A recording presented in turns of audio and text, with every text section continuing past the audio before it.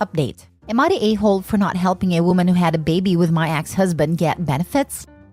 Original post. I wrote this over a year ago when I first found out about the situation. Tried to post it in another group, but it wouldn't let me. I'm posting here now because I came across it in my posting history and really wanted to know what others think. Thanks in advance for any help you can suggest.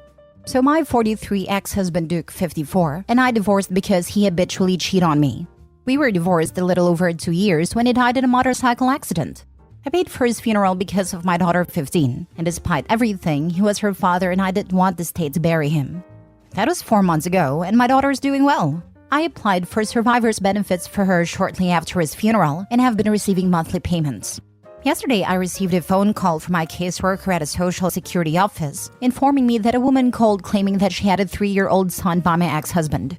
However, the woman had no proof the boy is actually my ex-husband, not signed birth certificates or a DNA test. The caseworker asked me if I would be willing to allow my daughter to do a DNA test to prove the child's paternity. I refused. I did the math, and this child was definitely conceived while I was still married to my ex. Furthermore, at the time of conception, I had gone through a very traumatic hysterectomy with major setbacks that nearly killed me. I suspect I know who this woman is, and she definitely knew my ex-husband and I were still married. I'm mad as heck, and I'm not sure if I'm doing the right thing by refusing. But I was humiliated enough by my ex when he was alive, and I feel even more embarrassed now. Now for the top comments before reading the updates. Might have already been said, but if the mother knew the kid was his, why did she wait 3 years to claim support from the father? Yes, any mother who has child support entitled to them deserves every penny. But it's a huge red flag when she waits till she knows their survivor's benefits going to his other child. I'm guessing someone told her she's missing out on a nice paycheck, and now she's wanting a piece of it. Could be that she was receiving money off the books from the ex. I doubt he would have agreed to a DNA test or formal child support while sharing a bank account with OP. It wouldn't matter what he agreed or disagreed to do. If she took him to court to establish paternity and child support, he would have to provide DNA sample. And if he refused, he would be automatically considered a father. Formal child support would be obligatory. He would be forced to pay one way or another. A fair partner was stupid for not taking the legal route. Not the a-hole. We don't owe this woman anything. Let her figure things out the way she would have if your daughter was not available. She could, for example, ask his parents or siblings to do the DNA test. She doesn't owe the woman anything, but she also has no reason to deny a child benefits. As far as I'm concerned, everyone in these comments focusing on the adults cheating and ignoring the welfare of a child are the a-holes. Now for the first update. First of all, I'd like to thank everyone for their comments and advice. As I stated in my edit on the original post, this happened over a year ago and for whatever reason, I wasn't allowed to post it on the thread I originally tried to. Now to the update. About a month after I found out about this little boy, I did indeed tell my daughter, who is now 17 by the way. She was shocked, as you can imagine, and very hurt by her dad's actions. I explained to her the full situation and she didn't want to do it then. She said she needed time, so that's what I gave her. Incidentally, she has been in therapy since before, during, and after the divorce. Her father and her were never close because he had a kids are to be seen and not heard mentality, which caused a lot of problems even when we were still together. The woman who had an affair with my husband was a work colleague/friend. We all worked together at the same place. We both still work there, just in different areas. After I got a call from my caseworker, several mutual acquaintances approached me and told me that she wanted to sit down and talk with me about her problem. I thought about that for a few days and ultimately decided to meet up with her. We met at a coffee shop by our job on Saturday. She told me that she and my ex started out as friends at first. He would give her advice on how to deal with her other 2 kids' dad. She said very quickly it turned into flirting and hanging out, and eventually a full-on affair. By this time, he's telling her I was getting suspicious that something was going on, and she was already pregnant. She told him about the pregnancy and he told her he wouldn't believing me, but he would assist her with whatever the child needed. She was hurt and angry, but stuck with the situation as she was already struggling with the 2 kids she had and needed help. She went on to say that he was very much in love with me and that she was jealous of me for having him. Not one time was this woman remorseful. No apologies, nothing. I asked her did she even care what their affair did to my daughter, and she replied no, because she had enough on her plate dealing with her own children and quite frankly didn't care about mine. That's word for word, by the way. At this point, I told her that I have informed my daughter about her son, and she is currently not interested in participating in this scenario. She got outraged by that, telling me I have to make my daughter do this. that she is only part-time at our job, and her kids cannot survive on her income alone. I told her she's a witch, that if she even felt a little bit of guilt, I might have been able to talk my daughter around, but her lack of respect for my daughter's feelings is why I won't.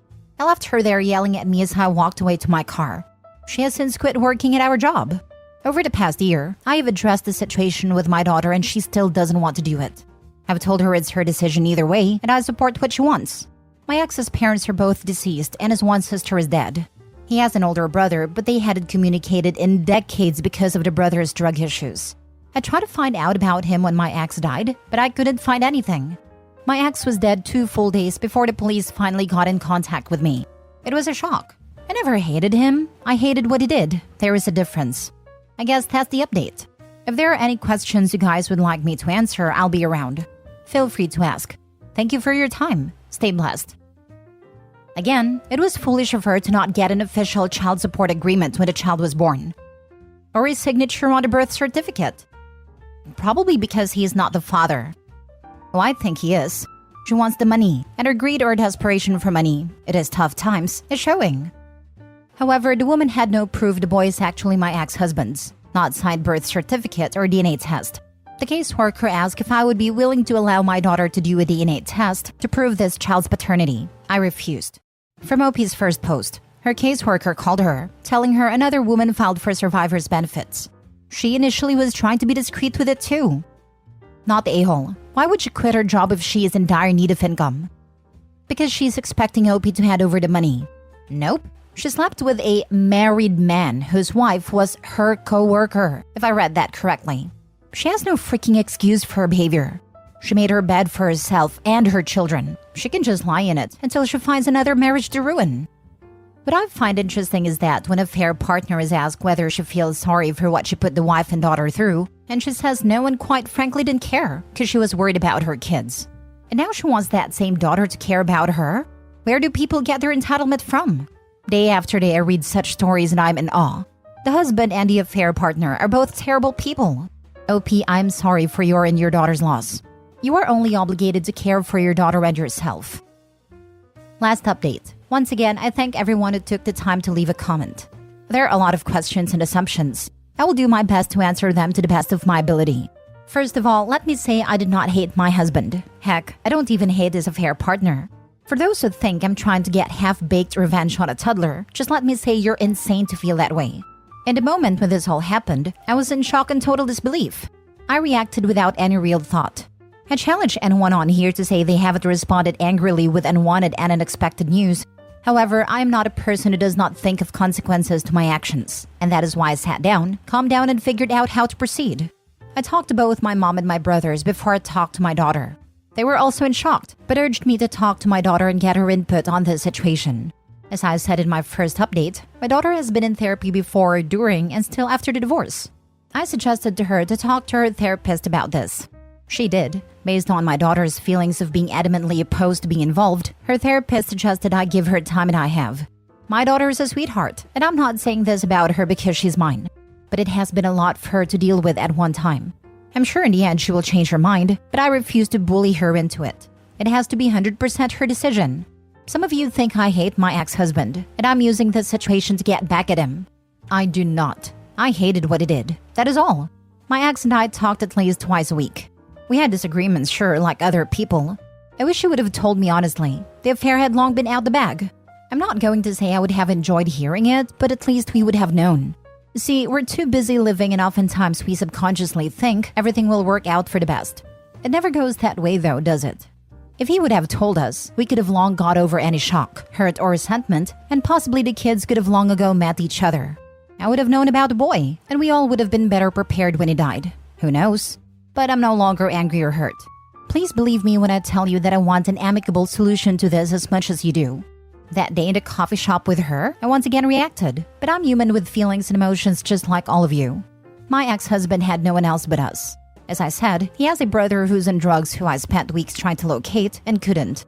I would never have let him be buried by the state, because at the end of the day, we still loved him. I was married to him for 17 years for Pete's sake. I don't understand what some of these people want her to do. Is she supposed to pin her 17-year-old daughter down and forcibly take a cheek swab or something? The daughter has been told, and the daughter has made her decision. They both have every right to be angry. Like, I feel sorry for the toddler of the affair partner. That child had absolutely no say in how it was brought into the world. However, I agree with Opie. It's really not her place to be worrying about somebody else's child at the detriment of her own.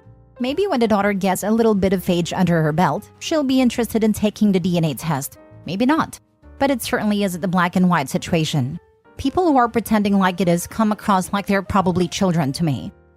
There were so many people arguing in comments that she should have covertly done the test on her teenage daughter. It's fine, no need to even tell her. Like, dude, arguing that a woman lies to her teenage daughter about her own bodily autonomy and how her genetic information is being used is far worse than denying a toddler you aren't responsible for. It has to prove paternity. OP doesn't have a responsibility to the toddler, and his own mom had nearly 4 years since conception to prove his paternity. But she does have a responsibility to make sure her own child is safe and comfortable. I'm a social worker, and I just recently helped a father give a sample for a paternity test, and it involved so many steps that couldn't have been forced. Taking passport quality photos, filling in and signing the form in full in the presence of a justice of the peace, a good 30 seconds cheek swab. If you don't want it done, it really couldn't be. Last story. Am I the a-hole for telling my daughter's boyfriend that she was cheating? I, 36 male, divorced my wife, 36 female, a few months ago as she cheated on me with another man, and she took our kids with her. I have 2 sons and a daughter, Nick, 16-year-old, Mikhail, 14-year-old, and Haley, 15-year-old. My eldest son, Nick, died due to drug overdose. Mikhail and Haley visit me very often. They've always preferred me over their mother. Haley sometimes likes to stay the night and bring her friends or her boyfriend, Han, 16-year-old, over. I don't mind it, but recently I've been seeing her texting someone more often and giggling at her phone. I didn't question it, since I thought it was most probably her boyfriend. I decided to ask her one day, and she told me it was one of her friends named Michael. I didn't really question any further after she said it was a friend, but I was a little suspicious. Haley has never hidden anything from me. She was always open and outgoing with me. One day, she invited both Michael and Han over along with a few of her other friends over to my place. My son was in my room with me. We were just chatting while I was folding laundry. I felt like asking Mikhail if he knew anything about Haley and Michael, since she was really touchy with Michael whenever they were together alone. I've even seen them cuddling. I let my curiosity get the best of me and I asked Mikhail about them. Mikhail froze for a moment and looked me dead in the eyes. He asked me to promise not to tell Haley or Han about this. I promised him, and he told me that Haley and Michael are in a relationship. Haley didn't want Han to find out, and she and Michael had a deal to act like friends around Han. Han's family was wealthy, and Han gets Haley nice gifts really often, and that's why Haley didn't want to break up with him. Hearing all this made me really upset with Haley. I didn't expect that from her. I felt the urge to tell Han about this, but I was having second thoughts because he might get extremely heartbroken, and there would be drama. But if this continues, it would lead to something much worse. I asked my son if he has any evidence to back this up, and he said there were pictures of Haley and Michael on our laptop. Haley and Mikhail stay in my 2 guest bedrooms upstairs whenever they come over. I went to Haley's room since she was distracted downstairs. Her laptop was on her desk. I knew it was wrong to look through her personal things, but I had to do this before I confront her. I looked through her pictures and did manage to find a few pictures that would give it off that Haley and Michael were together. I transferred those pictures to my phone. After Haley's friends left, I didn't have any second thought. I told her we needed to talk, and she sat down. I told her that I'm being suspicious that he and Michael are together, and she's cheating on Han. She flatly denied it. I was disappointed, so later that night I decided to text Han. I had his number because Haley lost her phone once, and she texted him through mine. I sent him the pictures and told him about Michael and her. He didn't reply, but he kept me on scene. Next morning, he came over and Haley was crying her eyes out. I knew it happened. She ran to me and hugged me. This gave me the clue that Han didn't tell her that I was the one who told him about it. Haley was crying and sobbing and told me that Han wanted to break up with her. I asked Han why, and he just gave me a smile and said that it wasn't working out between them. He thanked me before leaving. I still feel terrible about what I did, but it had to be done. Am I the a-hole? Now for the top comments before reading the mini update. Not the a-hole. Also, what a guy Han is for not ratting you out. Not the a-hole, but you should use this as a teaching moment with your daughter concerning her moral behavior. It seems as if she learned this behavior from her mother. If you don't intervene, your daughter will more than likely repeat this behavior in her future relationships. Not the a-hole. Everyone should learn that horrible actions have awful consequences. I agree, but you need to talk to your daughter about how she should treat people. Otherwise, this hasn't taught her anything. It won't change anything. She was keeping him around for the gifts. She liked him as a provider, not a man. Maybe would even marry him while cheating on him. What she is sad about is that he broke up with her.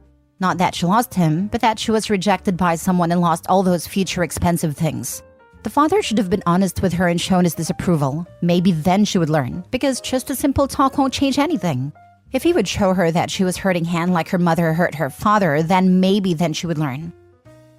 Mini update. I had a long talk with her after this. I told her the truth and everything that happened. Mikhail didn't take it to heart and things were fine with him, though he did get a little upset. But Haley said I ruined her relationship. She learned her lesson. I do agree with people who said I was the a-hole. I shouldn't have done that. I did that as she was taking the same steps as my wife. I know it was wrong.